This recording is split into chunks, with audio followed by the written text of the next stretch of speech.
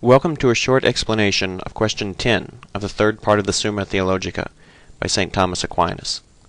My name is Sebastian Mahfood, and this presentation is being done for Dr. Cynthia Toolan's Christology class. The divine essence infinitely exceeds the soul of Christ, so the soul of Christ does not comprehend the Word, the divine essence, because the finite cannot comprehend the infinite. The human soul of Christ, however, has knowledge of the Trinity, even if it doesn't comprehend it, that the rest of the creatures do not have. Even though the two natures of Christ have union in the person of the Word, the human nature is finite, and therefore finds the divine essence incomprehensible.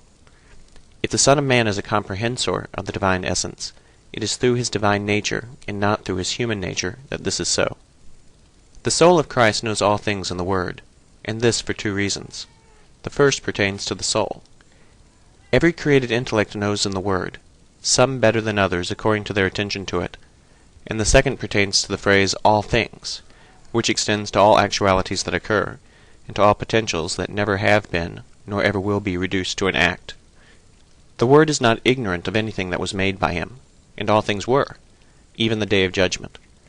Concerning the timing of this day, we can be sure that Christ knows it in both his divine and human natures, since a man who knows enough to be judge also knows the lesser thing, which is when the time of judgment will come.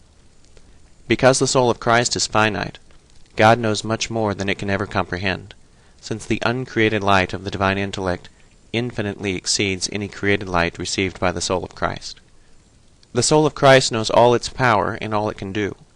It can cleanse infinite sins, so the soul of Christ knows the infinite. It knows, for instance, all that is in the power of the creature, which includes an infinite number of things, not by a knowledge of vision, but by a knowledge of simple intelligence. Concerning the infinite, it can be taken in two ways, on the part of the form and on the part of the matter. In the first case, God is said to be infinite, and because Christ knows the infinite, he can know God in this way, even though he does not comprehend him.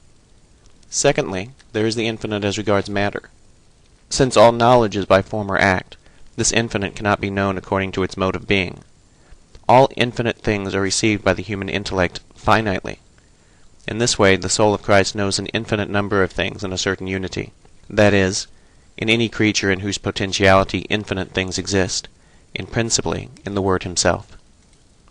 The soul of Christ more fully receives the light in which God is seen by the Word himself than does any other creature. So it sees the essence of God more perfectly than does any other creature, even the other blessed who are in the presence of the divine essence.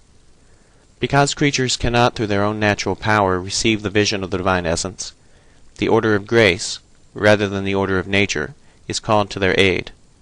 Christ has the greatest grace through his union with the Word. Thank you for watching this short presentation. God bless you, and goodbye.